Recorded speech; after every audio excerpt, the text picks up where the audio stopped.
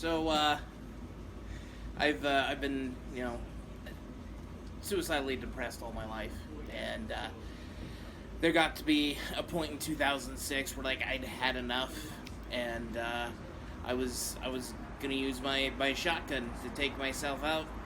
Figured it'd be quick, efficient. It's down in my room, and I remember laying on my bed. It's a single shot shotgun. And I'm laying on my bed. I remember like trying to get it angled, and I put it in my mouth, and the bead was hurting the roof of my mouth, and so I'm like, "Ow, that hurts. Let me." Before I splatter my gray matter all over the wall and and give my family PTSD for the rest of their lives. Let's turn this over so that the roof of my mouth doesn't get gouged up. And it's weird the kind of thinking that you have in that state of mind where like little details just become all encompassing. So I, didn't end up pulling the trigger because I thought about my family walking in on me, but I guess I think that my sensitive roof of my mouth, and I'm still here. So as my depression fluctuates, so does my will to, or desire to kill myself. And I'll never actually do it out of respect for my loved ones, but I certainly have a vague plan. And the more I thought about the plan, the more I realized there's not really a flawless way to commit suicide. And by flawless, I mean no one sees it. For example, my vague plan would be to just go into the mountains, hike half the day, just the most secluded place I could go, and find something to jump off of. But then one of my concerns is the endorphins from the hike would make me not want to kill myself anymore. I'd feel really good. But then I'd just be lost in the woods without food or water and then die anyway, but not by my choice. And then let's say I did find a really good spot that I thought was secluded where I could jump, I have a bad sense of direction, and I really am afraid that my last thoughts on this earth as I'm falling are, oh no, I'm going to be in this girl's selfie. So I've been suicidal most of my adult, and teenage life. Kind of goes through phases off and on. Sometimes it gets a little more serious because the pain gets obviously a lot more serious too. And I've Googled different ways to die, easiest ways to die. And I think with the follow through, obviously it takes a lot of courage to actually follow through.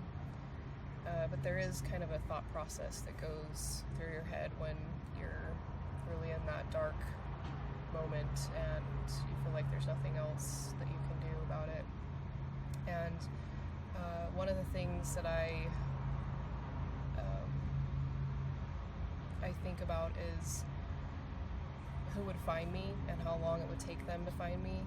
If I'm just in my apartment, like where would I go? I would probably do it in the bathtub, and so it'd be a little easier for somebody to clean up or something like that. And again, with the duration of how long it would take somebody to find me, and I have cats. I have 2 cats, and I don't know if they would want to eat me, or I just think that would be really weird. And I'm gonna move to bed because that's probably me and my depressive element.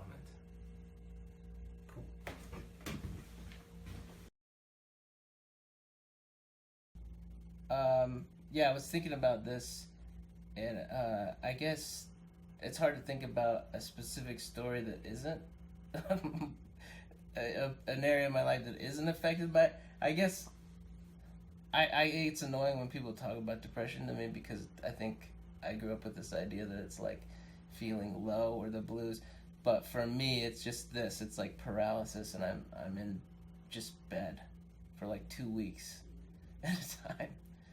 And it's hard to think of a real specific story because there's just a lot. But if, like mine's kind of a mix of like mania. I mean, it's a whole. I mean, I guess I take medicine for bipolar. I do, but you know, it's like lupus. It's hard to diagnose. You know, there's lots of different manifestations. But one of mine is moving. I moved like 8 times in 3 years when I was in New York. That was partly because of circumstances, but I've moved at people, like just to spite them, like across the country.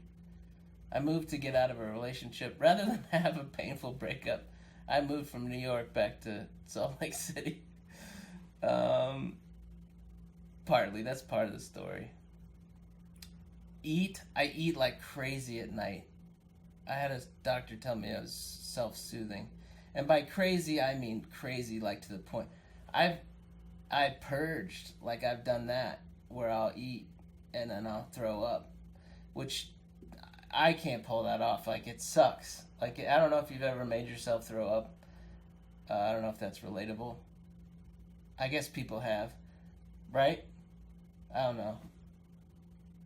But it feels so bad. And you actually gain weight because your body is like, what the fuck are we doing? So, like, the next day.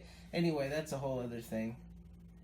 I feel like my stories are just, they're boring. Like, it's boring. This is what depression is right here. This is my office. When I go to work at depression, this is my office. And here I am. Yeah.